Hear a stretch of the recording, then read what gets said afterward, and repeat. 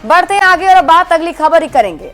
बिहार सरकार के भवन निर्माण विभाग ने आरएलजेपी के अध्यक्ष पशुपति कुमार पारस को मिले बंगले को खाली करने का निर्देश दिया है। सरकार ने इस बंगले को चिराग पासवान की पार्टी के कार्यालय के लिए अलॉट कर दिया है। हालांकि ये पूरा मामला अभी कोर्ट में है। सबसे पहले आप ये रिपोर्ट देख लीजिए, फिर खबर तो समझिए।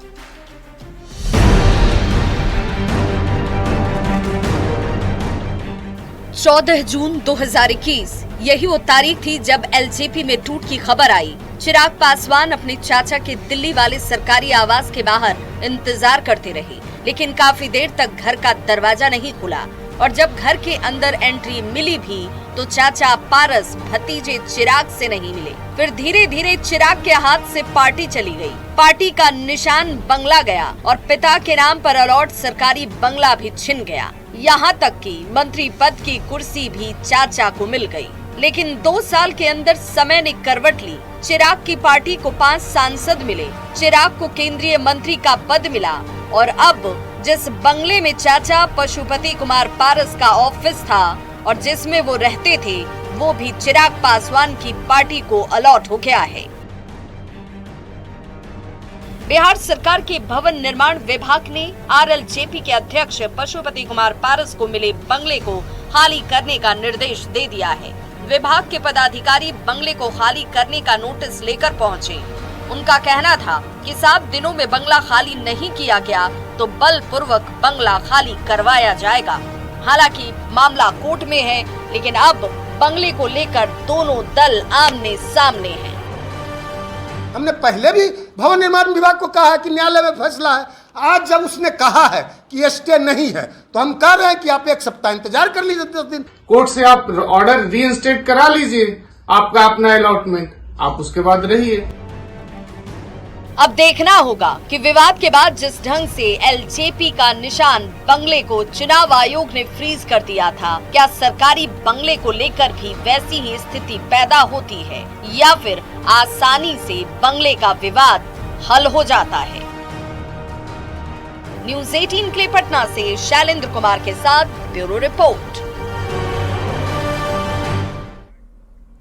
तो अब जबकि पशुपति पारस को 7 दिन के अंदर बंगला खाली करने का भवन निर्माण विभाग ने नोटिस दे दिया है और उसके बाद आरएलजेपी और एलजेपीआर के बीच जो बयानबाजी तेज हुई है, उसको समझने के लिए राजनीति के पहिए को 3 साल पीछे घुमाना पड़ेगा।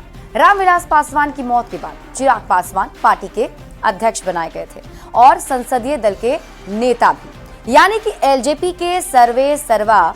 लेकिन 2021 में चिराग ऐसे चक्कर में पड़े कि पार्टी और परिवार दोनों ही टूट गई। 6 सांसदों वाली पार्टी टूट गई और पशुपति पारस को लेकर 5 सांसद अलग हो गए थे। इसके बाद जैसे लगा कि चिराग पासवान राजनीति में हाशिए पर चले गए। पार्टी के साथ साथ बंगला, चुनाव चिन्ह जो है वो भी, सरकारी बंगला भी दोनों ही छिन गया। रामविलास पासवान के नाम पर यह बंगला अलॉट था जो उनसे छिन गया था। लेकिन चिराग पासवान ने हार नहीं मानी और 2024 आते आते समय का चक्र 360 डिग्री घूम गया। एनडीए ने पारस पर चिराग को तवज्जो दी और 5 सीट चिराग पासवान के खाते में चली गई। उनकी पार्टी 100% स्ट्राइक रेट से सभी 5 सीटें जीत भी गई। फिर क्या था, 1 सांसद वाली पार्टी 5 सांसदों की पार्टी बन गई और तो और केंद्र में चिराग पासवान मंत्री भी बन गए। मोदी कैबिनेट में अभी चिराग पासवान मंत्री भी हैं।